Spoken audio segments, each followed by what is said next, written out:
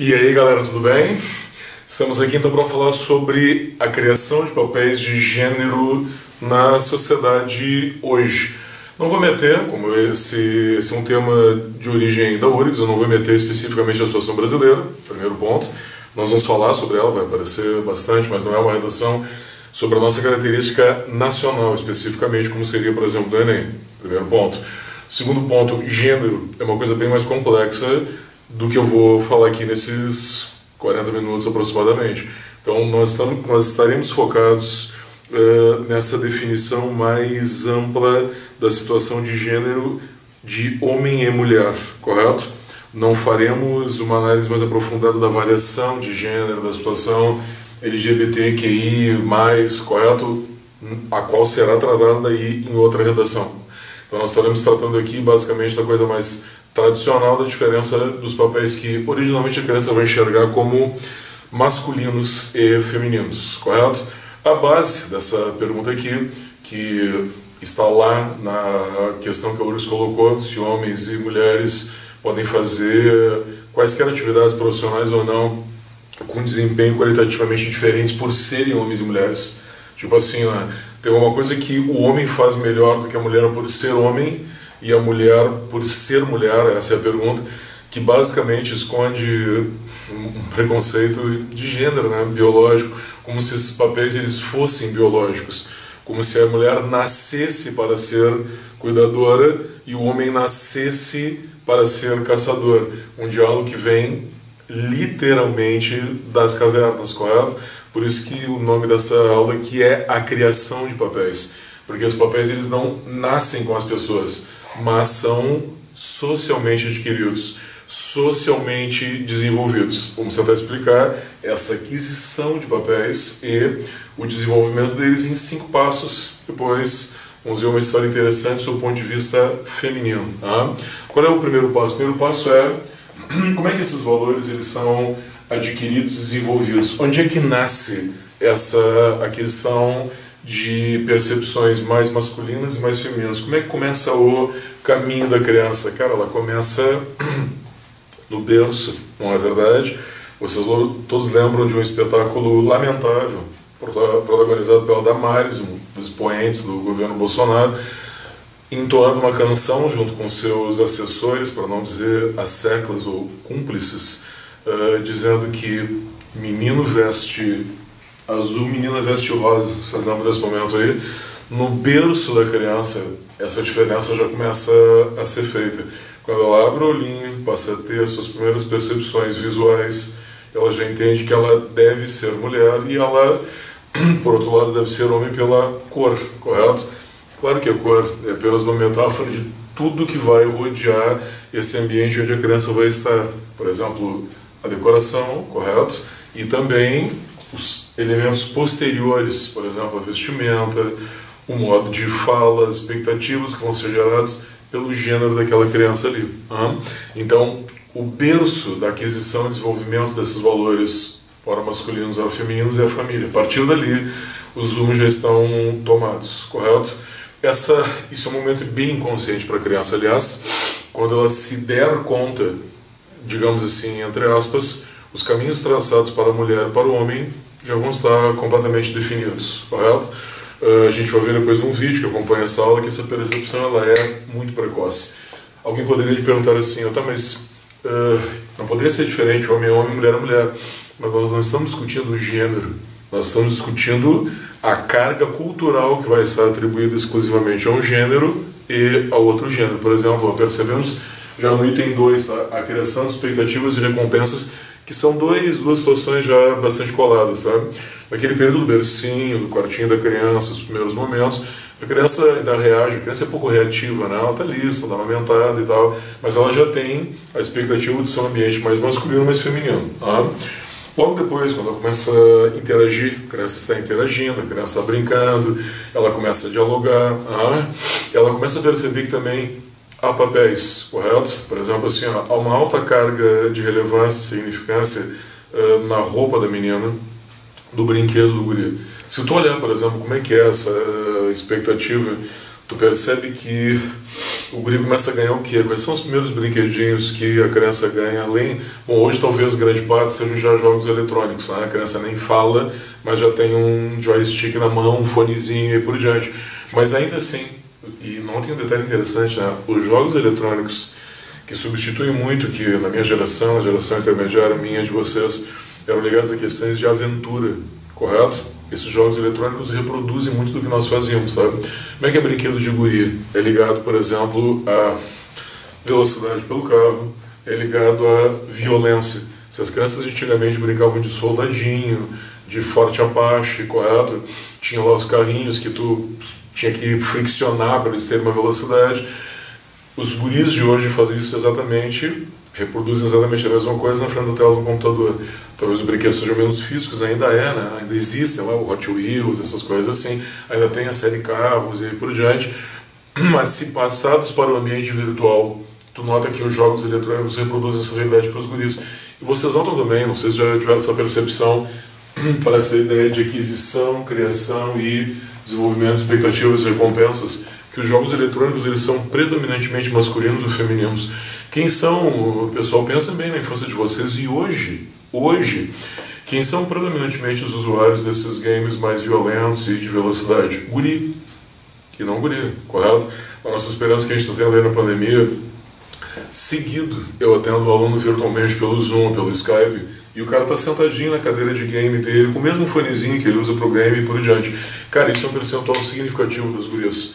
Com gurias, zero. As gurias não reproduzem essa expectativa, não é dada a elas a expectativa do game de violência e de velocidade, correto? Em contrapartida, grande parte das gurias ainda tem em que âmbito? Quais são as expectativas criadas para as meninas? A boneca? Pensa bem. Cara, a boneca é uma coisa muito precoce na vida da menina. E a boneca reproduz grande parte das vezes a criança já tem expectativa sendo menina de ser cuidadora, correto? A boneca é a filha, entendeu, da menina. E o carinho que ele ganha ali, o guri, é o bonequinho que ele ganha, é o bonequinho que ele tem que matar, entendeu? Cara, vocês já notaram? É absolutamente contraditório. O guri está sendo treinado, olha como é que é as cavernas de novo, para ser o caçador, ele é o assassino do bonequinho. Ou o bonequinho vai assassinar o outro amando dele. Ou a imagem vai matar o outro amando do joystick dele. E a guria tem o quê? A guria tem o bonequinho, correto? Você vê que isso aí não muda muito. Queria fazer um parênteses, assim, né? Recentemente eu saí para comprar uma roupa para o meu afilhado. Vejam como é que é. 2019, correto? O famoso século XXI. O meu afilhado ele ia participar de uma peça do colégio Farroupilha. A peça reproduzia um cenário do Star Wars. E ele ia ser o Darth Vader. Ele estava numa felicidade que ele ia ser o vilão. Veja que coisa incrível, né? Dificilmente tu vê uma mulher nessa posição. Ele ia ser o cara mau do espetáculo, o assassino, claro. Visibilidade enorme, aquela roupa preta extremamente presenciosa, né? Visível, assim, ele estava super feliz. Aí nós saímos eu, ele e a irmã dele. E como eu tinha que comprar a fantasia para ele, dar o presente para ele, eu pensei assim, pô, vou dar um presente para a guria também, né? Vamos fazer o pau a pau aqui, não vou deixar a guria na mão. Aí nós fomos numa loja conhecida, não vou fazer propaganda, conhecida loja de presentes aqui de Porto Alegre, no Shopping Barra. Isso naquela época que existia comércio, vocês lembram? A gente andava na rua, estacionava o carro no shopping e tal. Fui nessa loja gigantesca, assim, né? E soltei o guri. Aí nós já sabíamos que nós íamos comprar a fantasia do Darth Vader, daí eu falei pra irmã dele, pra Heleninha, Helena, vamos escolher um negócio pra ti, ver o que tu gosta aí na loja. E ela saiu, né, vendo e tal, e o guri, como a menina ainda escolheu, foi ver lá os carrinhos, essas outras coisas aí por diante. E assim, ó, uma boa parte daquilo que nós chamamos de aventura, tipo assim, a fantasia do vilão, o carrinho, máquinas, isso eu acho muito impressionante, assim, ó, máquinas, são referentes aos guris. Eu olhei os brinquedos ali, uma casinha de chá, tu entendeu? Uma fantasia de fadinha, eu, puta, o que eu vou dar? Daí liguei pra mãe dela, pra minha cunhada. O que eu vou dar pra Leninha, o que tu acha? Bah, olha só, dá uma roupa da Sininho. Aí eu chamei a Helena, bah, Helena, o que tu achou dessa roupa da Sininho? Ela olhou com uma cara de desdém, assim, Sininho. E me reproduziu uma expressão assim, tipo, eu não sou criança, tu entendeu? Ela tem 10 anos, tá? Aí eu desliguei de novo, não gostou da roupa da Sininho. Aí minha cunhada, Ah, então dá uma casinha de chá para ela. Aí não, eu quase berrei na loja. Casinha de chá, não. A criança tem 10 anos de idade, tu entendeu? E tu quer que ela brinque de chá, tu quer que ela brinque de casinha, tu quer que ela brinque de cuidadora. Não. Eu chamei a Helena de novo e disse assim, ó, pode comprar o que tu quiser. Adivinha o que ela comprou? Cara, meu cunhado quase me matou. Ah, ela comprou uma bateria completinha, tu entendeu? Bah, tio, eu gosto de bateria, então tu vai de bateria, tu entendeu? Porque é a liberdade da menina. Tu entende? Quando tu deixa a pessoa escolher, tu vai ver coisas que não são referentes ao gênero, mas à vontade pessoal. Quando tu vai lá e impõe, pô, a criança tem 10 anos. Cara, pra mim 10 anos já é quase adulto, tu entendeu? No sentido de escolhas pessoais. Tem uma personalidade ali, tem uma pessoa ali que vai se desenvolver dentro dos seus gostos, independentemente do gênero. Mas vocês já notaram isso nas lojas de brinquedos? Aventura para os guris, correto? E o lar continua sendo para as meninas, correto? Tu pode dizer, isso talvez não dê resultado nenhum, talvez não afete a vida das meninas, mas eu acho que afeta, e depois nós vamos ver na história que eu vou te contar aqui, definitivamente a dos meninos, correto? Aí quando vê uma pessoa que foi alimentada com uma expectativa, tu entendeu? Cara, tu é o herói, mesmo que tu seja o vilão, tu é o herói, tu é o cara, tu é o Darth Vader, correto? Tu tá dando um caminho pra pessoa diferente daquela em que tu dá a bonequinha, a roupinha da Sininho. Eu acho a Sininho legal, tranquilo, tudo bem, mas só isso pra mulher, é só isso que tu vai dar. E tu dá a casinha de chá. Cara, daí tu tá reproduzindo, eu vou chegar nesse terceiro passo daqui a pouco, a frase da Marcela, lembra da Marcela Temer? Tu tá indicando pra essa menina que, mesmo sendo aluno do Farroupilha, um baita futuro profissional pela frente, um talento enorme, que o melhor é ser bela, recatada e do lar. Ou predominantemente ser bela, recatada e do lar. Ou agregar os dois fatores. Tu vai ser do lar, tu vai ser profissional, beleza? Mas o lar é contigo. A casinha de chá é contigo. A bonequinha e os filhos são contigo. Essa criação de expectativa, tu nota, quando a criança se dá conta, 15, 16 anos, daqui a pouco ela já está no ensino médio, é isso que eu me refiro aí, é tardio, tu entendeu?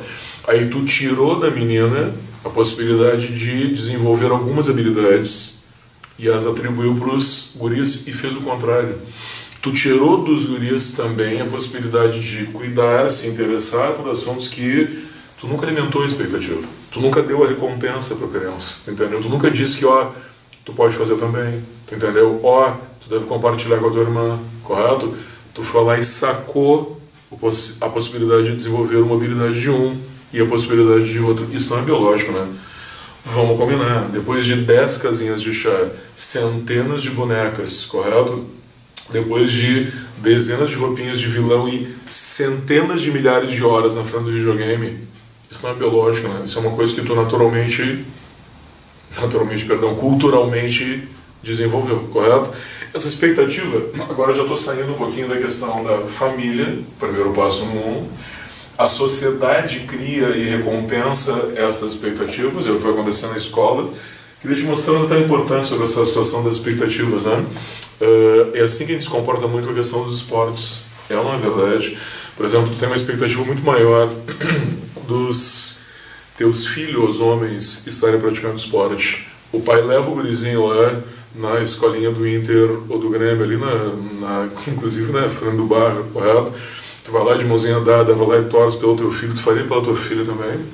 Eu sei que no Mótila, e aí vai uma homenagem à Vitória Morte, né? Tem um monte de mulher atleta, tenista e tal, mas eu acho sensacional. Como eu acho sensacional o futebol feminino também. Mas vejo uma força que o futebol feminino tem que fazer para aparecer face ao masculino. Vejo um reconhecimento salarial e midiático da Marta em relação ao Neymar, em quem ela dá de 10-0.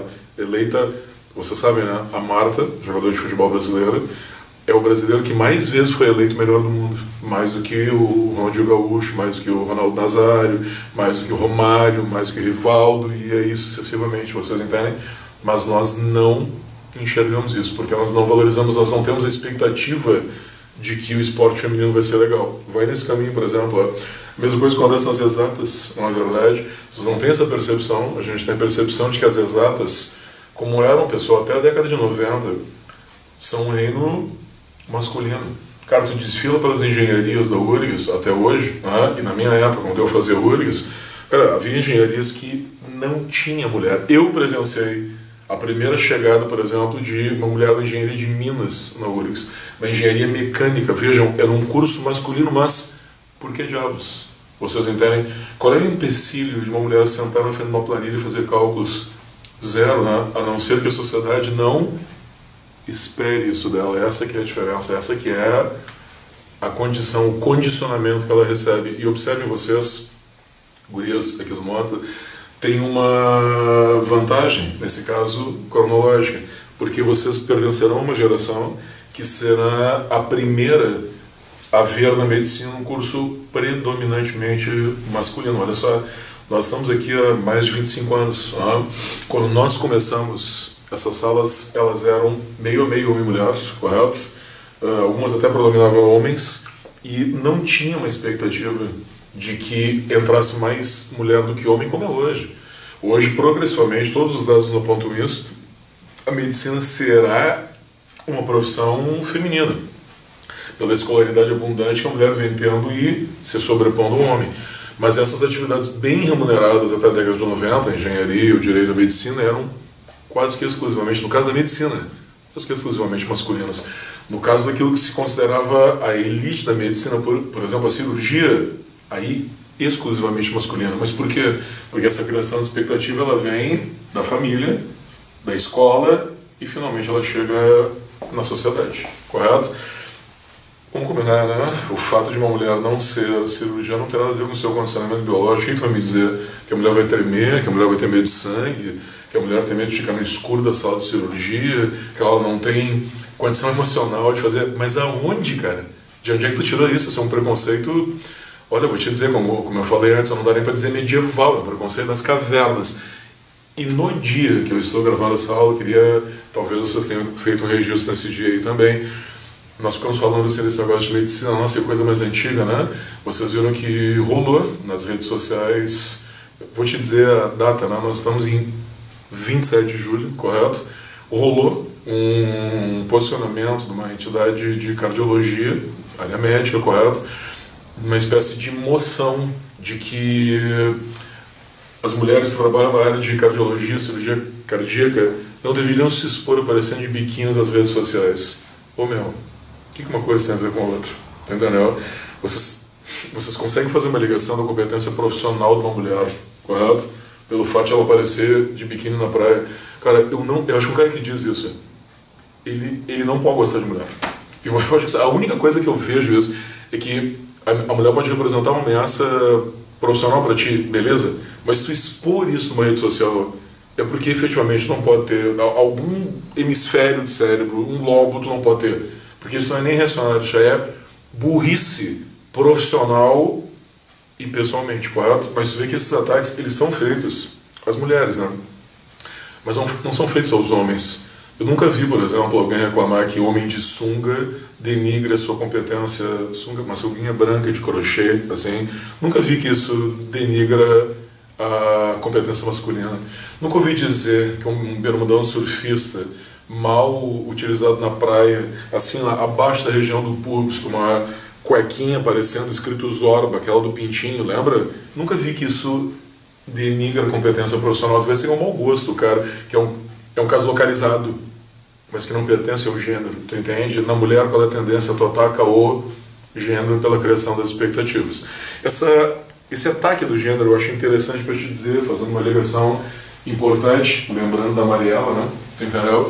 Veja como é que são agora, e esse é um terceiro passo que eu quero te apresentar aqui. Veja como é que são, na tua memória, esses representantes recentes femininos que foram expoentes na mídia, né? A Damares, menino veste azul, menina veste rosa, a Marcela, bela recatada do lar. Vejam que os exemplos práticos dados pelos governantes, eles não são positivos, eles são absolutamente... Cara, vamos combinar. Como é que tu chamaria isso? Qual é a palavra adequada se tu estivesse fazendo uma redação, se estivesse uma discussão, se estivesse procurando uma alternativa numa questão de prova? Isso não é ser conservador. Vocês entendem? Não é ser conservador, não é ser liberal. Isso é ser reacionário, entendeu? Tu pretender que a mulher volte pro lar, ou que, mesmo trabalhando, ela assuma o lar como um condicionamento biológico de gênero, Isso é reacionário. Não tem nada a ver com a questão do liberalismo. Isso não é conservador, correto? E eu fiz a comparação da Maris e a Marcela e as coloquei no papel do governo para te lembrar o seguinte, ó, uma das imagens interessantes que nós usamos na aula de redação é o fato de que já existem leis que tentam promover pressões sociais contrárias a isso aí, correto? Então o governo vai lá e faz, por exemplo, reconhece a necessidade de uma licença maternidade, beleza, a mulher não pode ser demitida nesse período. Não sei se vocês lembram, no início da pandemia, nas reformas de leis trabalhistas, para melhorar a condição da pandemia, o governo até cogitou de revogar essa licença paternidade aqui. Vocês estão ligados, é um período em que a mulher segue recebendo salário, em que ela pode ficar em casa com o filho, correto? Na realidade ela deve, né? Ela não pode trabalhar durante a licença maternidade, porque ela tem papel de cuidadora, ok? Da licença maternidade, eu vou te dizer um negócio, é claro que eu sou favorável, acho que a mulher deve ter esse tempo aí, é um período bastante longo, correto? E se a mulher não tiver a carteira assinada, a licença maternidade, vocês são ligados, serve o trabalhador assalariado, aquele que tem um vínculo empregatício. No caso das famílias de vocês, no meu, por exemplo, né, se o trabalhador for autônomo, se a mulher trabalhar de forma autônoma, por exemplo, assim, ó, ela tem um consultório, correto, é advogada, né, a maioria das mulheres não cumpre a licença de 6 meses, são 6 meses. Não cumpre por quê? Por uma questão financeira, a mulher tem que trabalhar, correto? Aí tu vê que é possível trabalhar. E tu vê também que é possível compartilhar. Porque o tempo dado existe também uma licença paternidade, que é meramente formal. É pro cara ir lá, pagar o hospital, fazer um ajuste com uma babá, comprar as coisas de última hora para receber a criança em casa. E deu, ele volta pro trabalho. Alguém poderia dizer assim, tá, então tu é contra a licença maternidade. Cara, eu sou contra a exclusividade. Eu acho que essa licença poderia e deveria ser compartilhada. Vocês são ligados com os países escandinavos? Eu sei que eles não são um parâmetro para o Brasil, mas a ideia é interessante. Tá? Homem e mulher podem dividir esse tempo da licença paternidade, o que dá uma vantagem para a mulher, especialmente a profissional autônoma. Vocês estão ligados? Tipo assim, ela não tem que ficar os 6 meses fora, ela pode dividir com o homem.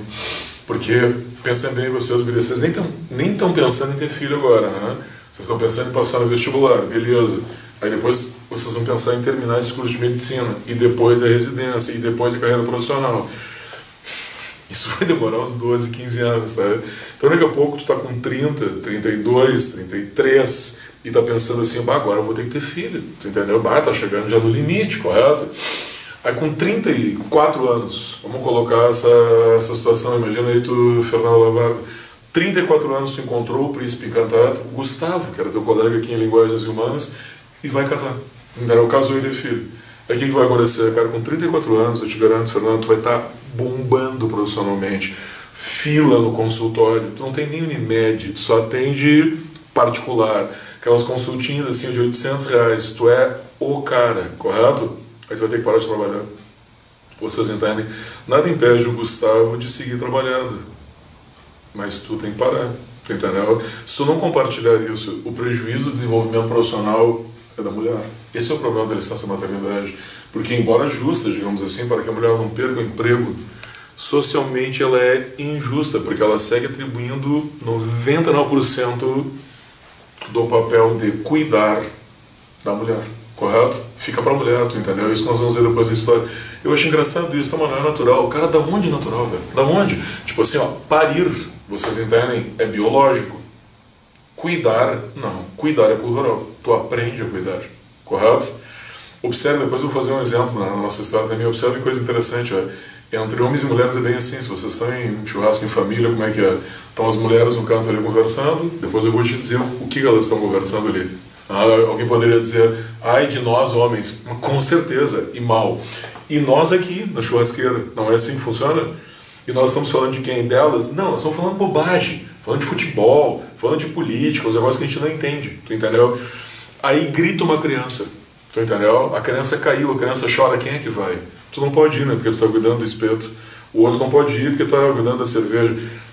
Vocês estão fazendo as coisas importantes e a mulher ali, mesmo na sua sociabilidade, é ela que vai cuidar. Isso não é biológico. tá entendendo? Essas mulheres estão aí, imaginamos tu nessa situação, né, Fernando? Embora o Gustavo jamais fizesse isso contigo. O Gustavo acho que nem assa, entendeu? Mas imaginemos, tá? O Gustavo vai estar fazendo uma comidinha gourmet, entendeu? Num forno elétrico, numa cobertura que vocês vão ter no Montserrat, é isso aí. Mas ainda assim, quando a criança chorar, o Gustavo não pode largar o prato francês que ele está fazendo aí, é tu que vai. Só que a mulher está sendo trabalhada para fazer isso desde o berço rosa. Isso não é biológico, isso é adquirido. Não é verdade? A gente tem que estar bem atento para isso, para não acabar reproduzindo um preconceito com uma afirmação biológica bizarra, darwiniana, falsamente darwiniana. Dá uma olhada agora no outro item, tá? É claro que há leis, vejam bem, tipo a Maria da Penha, que são absolutamente essenciais. Inclusive vai ser o foco da nossa próxima aula, feminicídio, violência contra a mulher no Brasil, que é um desenrolar da aula de hoje direto. Ela é bizarra, entendeu? Bizarra, injusta, é uma guerra contra a mulher praticamente na sociedade. E a Lei Maria da Penha vem a colaborar, mas já discutimos em outra aula. É mais fácil fazer uma lei do que mudar o comportamento, correto? Para o governo é até, digamos assim, cômodo fazer a lei. É demagógico, a gente pode dizer assim, porque ela vai estar lá num pedaço de papel escrito em Brasília. Ela não vai estar aqui onde o bicho pega contra a mulher, correto? É claro que eu sou favorável à Lei Maria da Penha, mas eu sou favorável à sua aplicação e não exclusivamente ao seu texto. E também vocês lembram, tem a situação das cotas, né? Hoje as mulheres passam a ter, por exemplo, na nominata de partidos políticos, uma cota específica para que elas tenham alguma representatividade. Então tem uma pressão positiva, o problema é que ela não é efetiva, correto? Ela não muda o comportamento, correto? Até na aula de redação eu fiz uma analogia interessante. É muito mais fácil fazer uma lei, correto? Do que obrigar um adolescente a arrumar sua cama, como se fosse um adolescente do gênero masculino. Ele não enxerga que é o papel dele, é o papel da mãe dele. Ou alguém poderia dizer, não, quem faz isso é a empregada, que também é mulher. Vocês já se deram conta disso? As domésticas são sempre mulheres. Tu nem te passou pela cabeça, não pode ser homem, porque, vamos combinar, até o século XIX tinha, né? Tinha escravo doméstico, homem. Não, agora é mulher, porque nós delegamos essa parte da escravidão para ela. Você sabe, né? Doméstica é a profissão mais executada por mulher no Brasil, correto? Doméstica é uma profissão que só teve sua regularização há alguns anos atrás. Foi durante 500 anos da história brasileira não reconhecido como atividade profissional. Incrível, né? É isso que nós delegamos para a mulher. Nós esperamos que elas sejam cuidadoras, ou da nossa família, ou das outras. Essa é a expectativa social, que se reflete, inclusive, na atividade profissional direta. Agora, as pressões sociais das leis, elas não são suficientes para mudar os comportamentos. Se as leis estão ali tentando favorecer a mulher de alguma forma, o comportamento da sociedade é contrário a essa lei. Gera uma pressão que é negativa. Como é que tu enxerga, materializa essa pressão negativa? Numa outra relação que nós fizemos, eu não sei se vocês lembram, o discurso de ódio nas redes sociais, no que diz respeito ao papel da mulher na sociedade, é imenso. Quase 90% das postagens são contrárias ao papel da mulher na sociedade, contrárias à igualdade de gênero. Tu nota que as diferenças salariais são gigantescas na sociedade brasileira e não há controle, correto? O único controle que há na questão salarial é assim, ó, se vocês são homem e mulher, ok? Trabalhando numa empresa pública, aí tu ganha a mesma coisa, correto? Se tu for gari, se tu for caixa do Banco do Brasil, vai ganhar a mesma coisa. Ministro vai ganhar a mesma coisa. Por lei, obrigatoriamente ganha a mesma coisa. Se tu vai daí, porém, na área privada, aí tu paga o que tu quiser, correto? Tu ficaria surpreso, né? Se eu te disser que é bem provável, vamos usar dois exemplos, pessoal, da dupla Granal, que o Bressan do Grêmio e o Moisés do Inter têm uns salários superiores ao da Marta, melhor jogador do mundo. É incrível, mas é verdadeiro. Se pegar patrocínio, direito de imagem, correto? Tu vê que para a mulher a qualidade do desempenho não interfere diretamente na diferença salarial.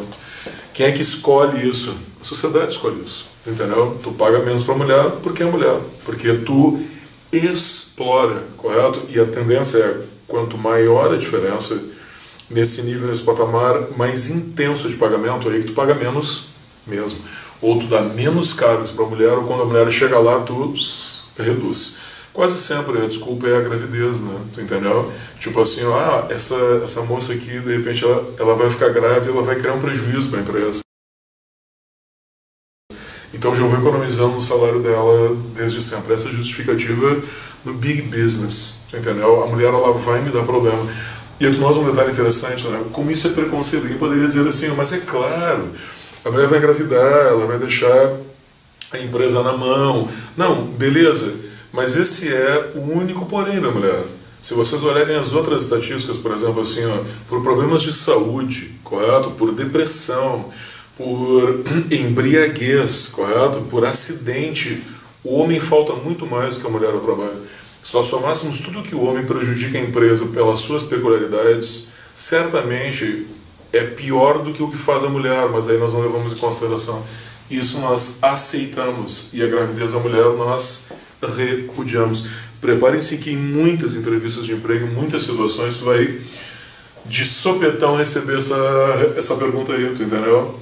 Tu tem filho, tu pretende ficar grávida, tu é casada, entendeu? E a pessoa investigando a perspectiva da tua gravidez, do teu provável prejuízo.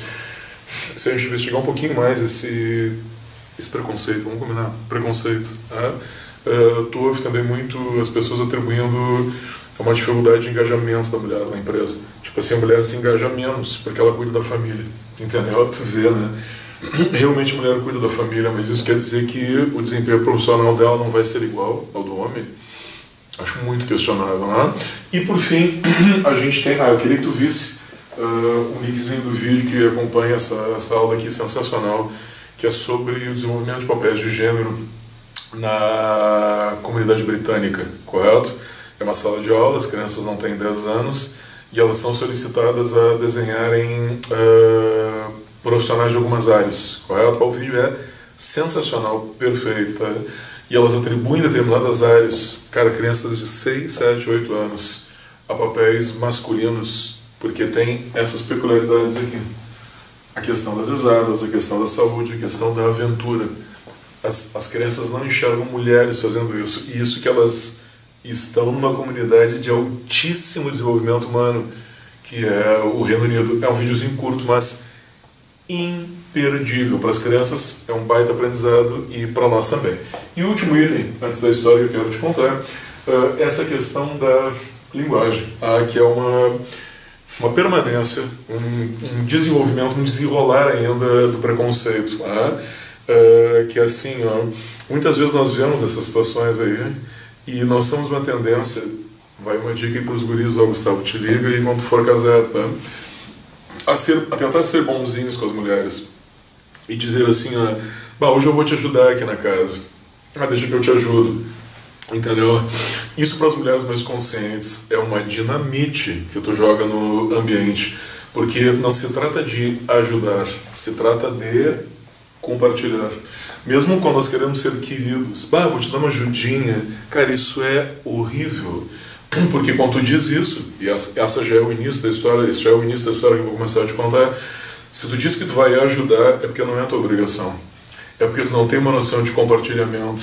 Tipo assim, vou te dar uma mão, cara, é tu que vai levar essa mão na orelha aí daqui a pouco, tu tá entendendo? Tu percebe que nessa situação, como os médicos de cardiologia que eu mencionei antes, daqui a pouco assim, tu quer ajudar a mulher, olha, vamos ajudar a mulher a não se expor. A mulher se expõe se ela quiser, como o cara se expõe se ele quiser também, tu tá entendendo? Esses papéis de repressão ou de ajuda, eles não são uma compreensão de igualdade de compartilhamento, correto? Essa é uma dica bem importante. Vamos começar agora com algumas imagens. Um detalhe importante, ainda quero te mostrar um detalhe. É isso que eu chamo de proatividade emocional, né? Tipo assim, tu deveria entender quando tu diz que tu quer ajudar, e tu entende que o papel da mulher é fazer aquilo e eventualmente tu vai ajudar, eu acho que tu não está sendo proativo emocionalmente. Como assim? Tipo assim, tu não está percebendo que tu tem papéis que são necessários também. E eu escolhi uma interessante história, na realidade é um quadrinho, feito por uma mulher. Tu vê que, olha só que interessante, para quem gosta de quadrinhos, até é difícil tu ver mulher fazendo quadrinhos, né? Como tem áreas que ainda são muito masculinas, em que nessa primeira imagem aqui tu já vê a mulher dizendo assim, ó, quando o homem espera de sua companheira que ela diga o que fazer, ele a ver como responsável pelo trabalho doméstico. Pronto, amor, eu estou aqui para te ajudar. Tu já deveria saber o que é para fazer, senão tu não está compartilhando. Talvez tenha algumas etapas do teu trabalho doméstico que tu não faça, vai, isso eu não faço, eu não sei fazer mais essas, é só comigo. Não, não, amor, aqui é comigo, sou eu que faço, correto? Isso é proatividade, correto? Quando tu compartilha, quando diminui as tarefas da mulher. Dá uma olhada na segunda imagem, em que ela vai dizer assim, ó, olha bem essa frase bem interessante dela. Então, quando nós pedimos para as mulheres fazerem todo o trabalho de organização e ao mesmo tempo dizer que era uma grande chance, uma grande parte dele, isso acaba representando 75% do total, correto? Tu vai ver que o que a mulher arca em casa, esse quadrinho inclusive é muito bem informado, ele vai te dizer é infinitamente maior do que o que o homem arca em casa, e a proporção é no mínimo essa diferença. E olha como é que é a mulher dizendo ali, ó, você não lavou a louça, e o cara, mas você não pediu, mas tu tá vendo a louça suja. A louça não é uma coisa autolimpante, e é isso que provoca a carga mental, correto? Eu acho que isso hoje, na nossa classe social, no nosso nível de instrução, essa carga mental talvez seja um dos maiores resquícios do preconceito. Porque nós não vemos ou até incentivamos. Olha como é que é a definição dessa carga mental. É o fato de sempre ter, de pensar o trabalho que precisa ser feito. Aí, tu nota esse bolinho de mulher aqui, né? É isso que as mulheres estão fazendo. Todos nós já vimos isso. Vocês, meninas, já participaram disso, tá? As mulheres estão sempre falando de coisas muito sérias. Então, olha como é que é, tá? Uma menina diz assim, ó, eu preciso fazer o pedido da cesta de legumes da semana, eu preciso pensar no fato de adicionar cotonete na lista de compras, falta para pagar o eletricista. Depois, no próximo quadrinho, ele diz assim, ó, a criança cresceu mais 5 centímetros, eu tenho que levar a criança para tomar vacina, companheiro não tem mais nenhuma camisa limpa. Tá aí, olha só que interessante, olha nessas 6 falas. Você está vendo que a mulher ela tem uma visão global da casa. Vocês perceberam isso? Começa no quadrinho anterior na alimentação, começa na higiene, passa pela manutenção da casa, ela fala do eletricista, o cuidado com a criança, estético, a roupa, a saúde de novo, a vacina, mais crítico do que o cotonete, e até o cuidado com o próprio parceiro, que não tem uma camisa limpa. Então, a visão que a mulher tem, vamos combinar, né? Talvez os homens, na minha faixa etária, quase com certeza, os caras que têm uma visão global, eles são uma exceção, correto? A maioria dos homens não conseguiria ter toda essa amplitude de visão. A carga fica para a mulher, essa é a carga mental. E aí nesse próximo quadrinho tu vê assim, ó, tá ali o cara abraçadinho na mulher, correto? O cara que veio cansado do trabalho, e é bem provável que a mulher também. Mas quando chegou em casa, ela teve que definir esses outros assuntos, esses outros problemas. Tá ali o cara vendo o Grenal, deve ser colorado, né? Tá de vermelho, o cara tá tri de boas. Daqui a pouco ele tá falando do trabalho, dos problemas que ele enfrentou, tu entendeu? Ou do gol do Jean-Pierre, tu entende? Mas a mulher segue pensando nas tarefas domésticas. E essa frase do quadrinho seguinte, desse quadrinho, aliás, é bem interessante, né?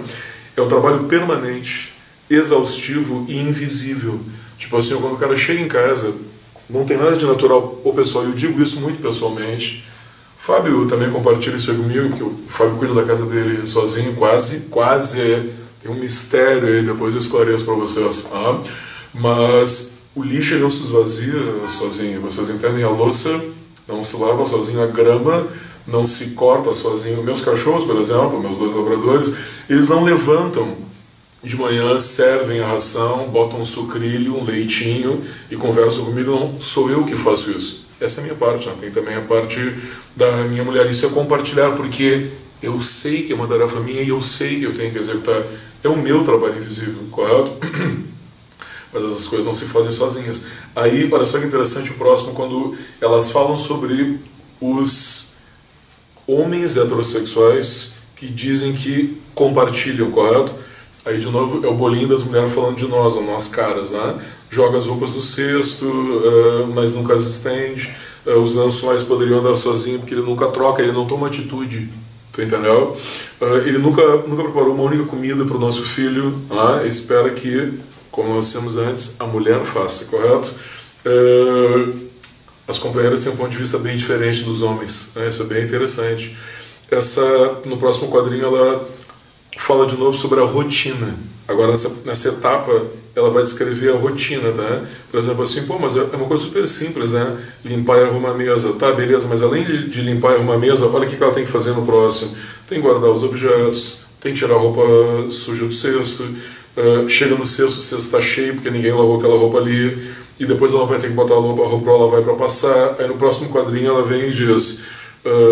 tem uma cesta de legumes que deveria estar guardada na geladeira e está em cima da cozinha, da mesa. Falta um item Alguém poderia dizer assim, mas amor, tu vai ficar brava só porque eu esqueci de comprar mostarda, tá? Mas aí tem a mostarda, tem o cesto, tem a roupa, tem a mesa, e provavelmente ambos, homem e mulher, chegaram no trabalho às 6 da tarde. Essa aí, pessoal, é a dupla jornada de trabalho, correto? Que a mulher se submete muito mais do que o homem, e naquele sofazinho onde está vendo ela sentada agora com uma cara de exausta, ela te diz exatamente a carga de trabalho que em média a mulher desempenha no lar no Brasil, 2 a 2 horas e meia diárias.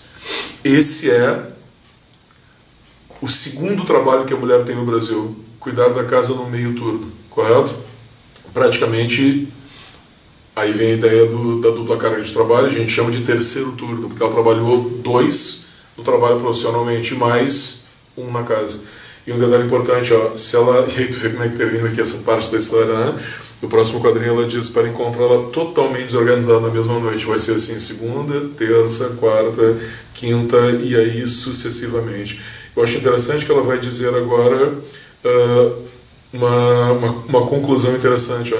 Esses comportamentos não têm nada de biológico, né? A gente não nasce com uma paixão intensa pela arrumação de uma mesa, da mesma forma que os homens não nascem com desinteresse. Esse desinteresse ele é provocado, condicionado socialmente, como ela afirma no próprio quadrinho, né? As mães colocam nas mãos das meninas bonecas e aspiradores de brinquedo, os meninos terão vergonha de trabalhar de brincar com essas situações, né? Aí depois tu vê a tua mãe fazendo isso, correto? Ou tu diz assim, ó, vemos nossas mães tomando conta da gestão da casa enquanto os pais executam tarefas esporadicamente, não no seu planejamento, correto? E é claro, né, se a mãe vai ficar com a filha, então é natural, aí o natural, muito entre aspas, né, que tu compartilhe a execução dessas tarefas com a tua mãe. Como o guri vai estar no churrasqueiro com o pai já, coitadinho, ali com 2 anos de idade, o pai já tira uma fotinho com ele com nos espetos. Né? E aí tu vê no próximo quadrinho essa ideia do desenvolvimento, dessa situação da imposição e dos 2 caminhos diferentes. Né? A mulher caminhando para casa, o cara caminhando para o lar. E aí, uma conclusão da dupla carga de trabalho cruel, mas verdadeira. Embora as mulheres tenham cada vez mais acesso ao mercado de trabalho, elas continuam sendo as únicas responsáveis pelo lar, as únicas responsáveis que têm que fazer o trabalho permanentemente. Sem elas, literalmente, a casa cai, correto? Aí depois ela enumera outras coisas, né? Por exemplo, assim, a escolha da babá da mulher, a compra de roupas, a ida ao médico. Ela esqueceu de mencionar um negócio importante aqui, né? E a escola, né? É ou não é verdade? Quando nós damos palestras, assim, tu nota que muito predominantemente, mesmo num bom nível cultural e salarial, a mãe continua sendo responsável pela administração da escola. Mesmo que ela seja profissional autônoma, a mãe é a representante da família nessa situação, né? Aí tu vê aquela conclusão ali da mãezinha com a criança no colo, tu tá vendo que ela tá com uma posição de estar voltando do trabalho e tal, e ainda tem que passar no mercado, né? E no último quadrinho ela diz uma coisa bem interessante,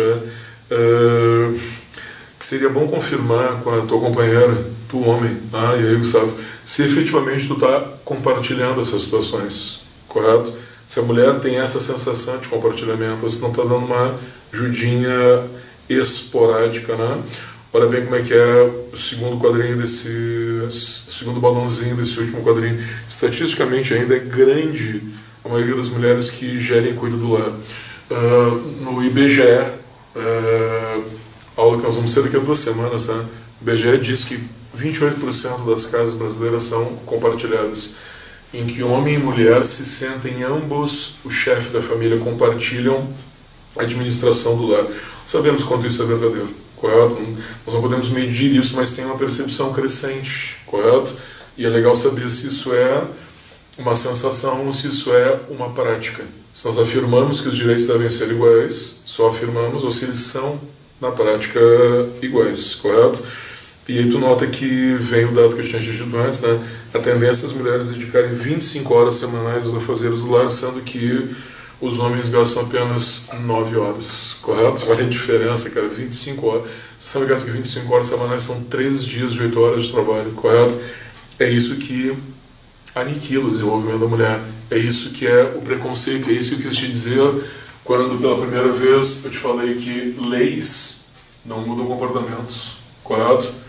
Leis são pedaços de papéis com alguma coisa escrito neles, né? E os comportamentos são desenvolvidos pela sociedade, são exemplos dados por nós no cotidiano. Beleza? Na próxima aula, o efeito mais radicalmente tenebroso e negativo disso, que é o feminicídio. Aí, até a próxima e não perde.